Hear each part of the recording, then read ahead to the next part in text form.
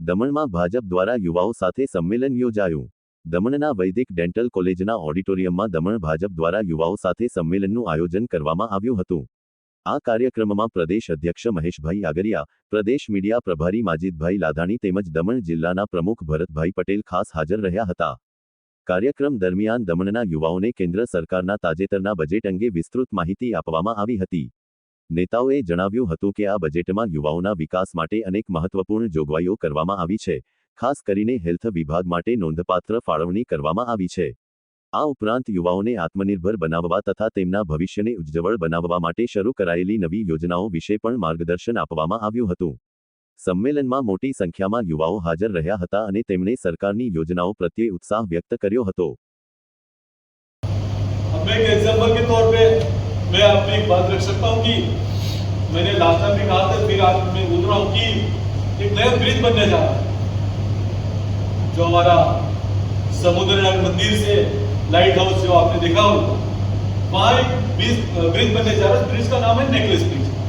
अब वो ब्रिज इस प्रकार से बनने जा रहा है कि ऊपर से गाड़ी जा रही है, नीचे पानी होगा, ग्लास लगा हुआ, कम से कम 300 लोग रेस्टोरेंट होगा, 300 लोग बैठ के खा सकेंगे और 300 करोड़ के अधिक की लागत से ब्रिज बने जा रहे हैं। तो कहने का मेरा मतलब है कि जब डेवलपमेंट को नया कुछ डेवलपमेंट के लिए आता तो पैसा और आता, तो ऐसा नहीं कि 3000 करोड़ में ही हमको पूरा प्रदेश को चलाना। नमस्कार।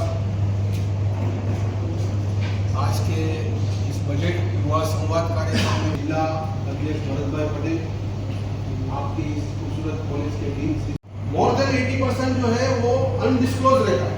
वो बजट होने के बाद में वो हजारों पेपर रहते हैं, उसके बाद पता चलता है कि ये टैरिफ में क्या आया, इसमें क्या आया, इसमें तो लोग अखबार में पढ़ते हैं तो बहुत डिटेल्स में रहता है कि स्वास्थ्य क्षेत्र को इतना करोड़ मिला, शिक्षा क्षेत्र को इतना मिला, लेकिन उसका एकदम बारीक डिटेल्स नहीं रहती है लोगों के पास में। इसीलिए मोदी जी ने ये प्रथा शुरू की कि समाज के विभिन्न वर्गों के पास आप जाइए और बजट का विस्तृत विश्लेषण उन्हें बताइए।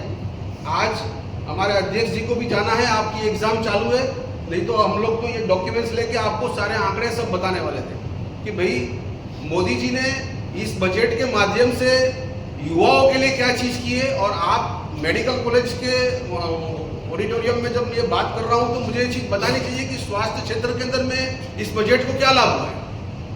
तो ये मैं एक खाली कुछ 2-4 बात बता सकता हूँ मैं कि इस प्रकार से ये बजट को वर्ष 2047 विकसित भारत का एक संकल्प रखा है प्रधानमंत्री जी ने कि 2047 तक भारत जो है विश्व की आर्थिक महासत्ता बन जाएगी, हमारा देश का एक कायाकल्प हो जाएगा। इस प्रकार का जो 2047 विकसित भारत का जो संकल्प लिया है तो उसको ध्यान में रख के ही प्रधानमंत्री जी हर कदम को उठाते हैं और हर बजट की हर योजनाओं को रखते हैं। आज दमणनी आ वैदिक डेंटल कॉलेज में भारतीय जनता पार्टी द्वारा युवाओं साथ बजेट पर एक युवा संवाद रखवामां आव्यो हतो।